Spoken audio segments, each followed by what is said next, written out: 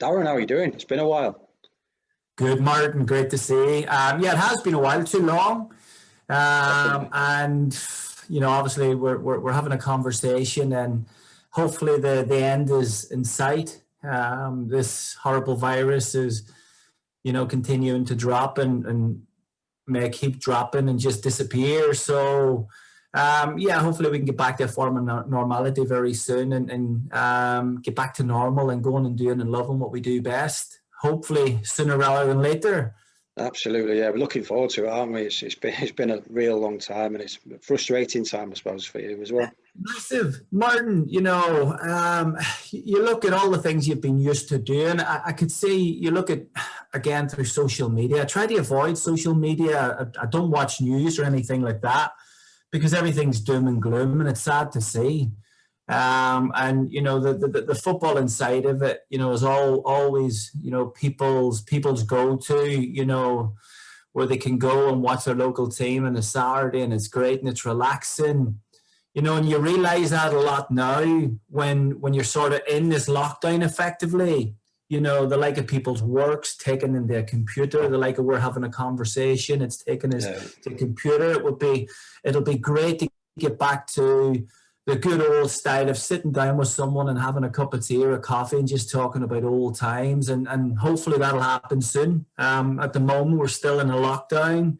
But yeah, hopefully, it'll all change soon enough. Definitely, yeah. Part of our conversation today, Darren, the football club at the moment is launching a Boost the Boro campaign. Obviously, as a board of a fans-run club, our raison d'etre is to provide the manager with the biggest amount of money per season for the budget that we can possibly. And if the fans can add into that, it's going to be great for you, isn't it? And it's going to be great for the club and them as well, because they're watching from the stands. No, as I've said it, since especially knowing the leagues, I know what we need to achieve to get out of this league. That's the big thing. And since the day I walked in, our supporters have been absolutely amazing. They've gone above and beyond. They've got right behind the club, a real good community factor. And that's always been a big part of what I'm about, almost my identity, that if I'm joining a club, it's getting everybody in, everybody's in the same boat. And I'm just the one sort of at the front of that and rightly so, has a responsibility to create something I think that can be very good. And I believe, without any shadow of a doubt, we can do that. And I just, like everything, I suppose, want and need everybody to, come with me on that journey, because I think, you look at the league the way it is, there's a lot of, really good teams in there that'll be pushing and challenging. But I believe what we do on the pitch and off the pitch, from a training ground perspective, again, as a community, I believe we can do something very, very good. And everybody has to play a part within that. Obviously, I have my roles and responsibilities, the board, the supporters. But something I wholeheartedly believe we can achieve 100%, Yeah.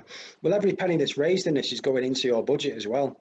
So obviously, there's still going to be clubs with huge budgets in this league that we talk about quite a lot, don't we? But it's going to allow you to challenge, and it's going to hopefully allow you to push on as well, isn't it, as a club? No, absolutely. The thing about it is, again, when you assemble a team, you get good characters, good leaders, good personalities in there. Last season, again, when I was speaking to some players, they'd already agreed deals with other clubs and things like that. And there's some old grounds that I want to go over in order to get them to come to us, because, again, there's people that I know that can take us to the next step. Now, again, from a financial point, I don't want our supporters to ever think that it's, we're going to be handing out silly monies or anything like that. It's never going to be the case. But you always want a budget that's going to give you the opportunity to compete. Now, I'll be doing my work in from a training pitch perspective, from a recruitment point.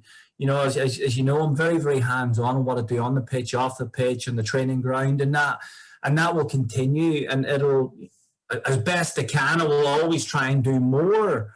And as I say, if I assemble what I think it can assemble And again, with the good support from the club, the supporters and the board and everything, as I say, and I'm sort of repeating myself here a bit, but I know we can go and achieve something very good. I know, the supporters are ready and keen for the new season. And I want to put a team in that pitch that they can be proud of, but one with an identity that these players want to come and they want to achieve. These players have been talking to the supporters after the game, before the game, no matter what. I don't want it to be just ever a case that the players come, they just pick up their money and they go. I want it to be, in the case that we have an identity as a football club, a family-orientated community club that all the players are buying into.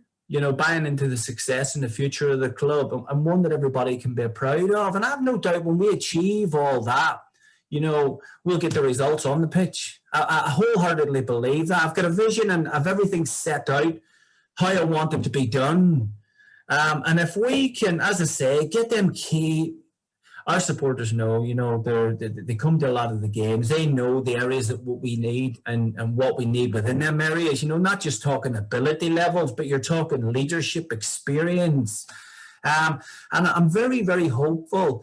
I've started talks with players, possibly new players, from a recruitment point as well as obviously last season's team. And, our process, we're kicking on now, and I do want it to be that when we get back to pre-season, there's no stone left unturned, so that we effectively, everything that we've set out to do by then, we've achieved. And that includes obviously getting our supporters back into Flamingo Land Stadium in terms of having good key friendlies and all. It all links.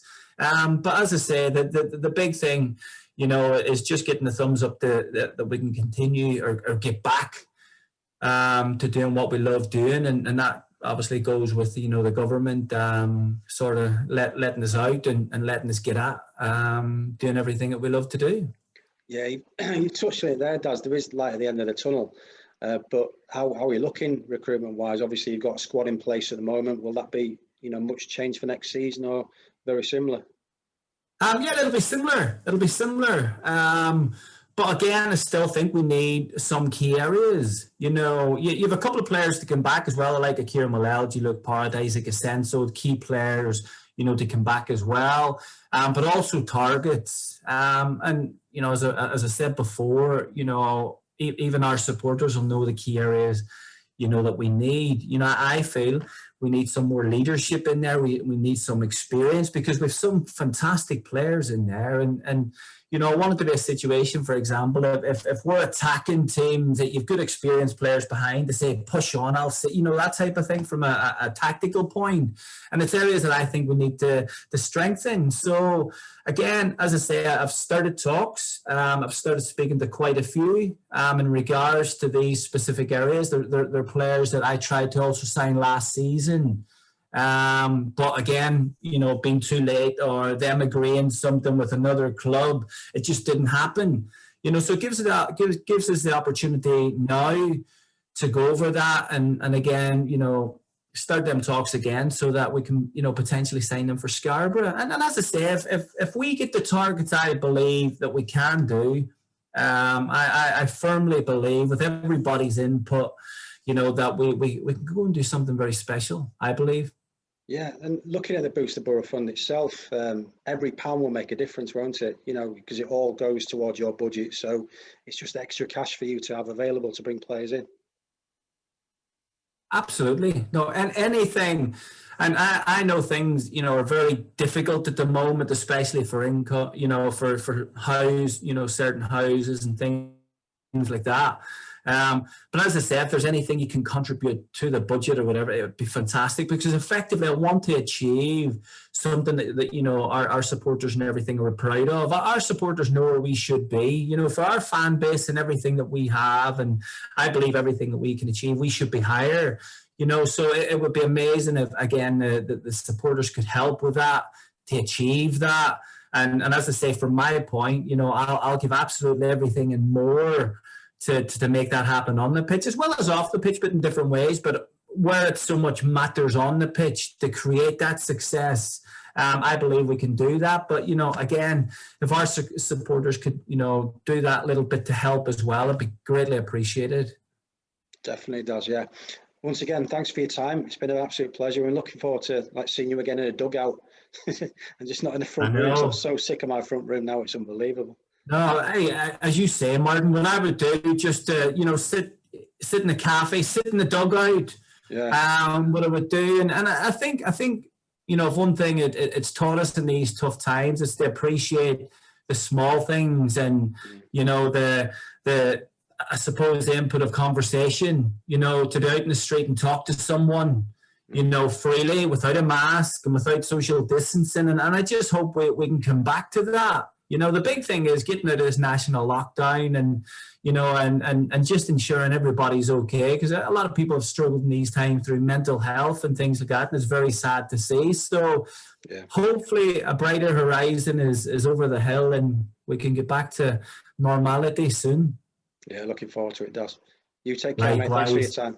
Top man, Martin. Thanks, pal. Cheers, mate. Take care. Bye-bye.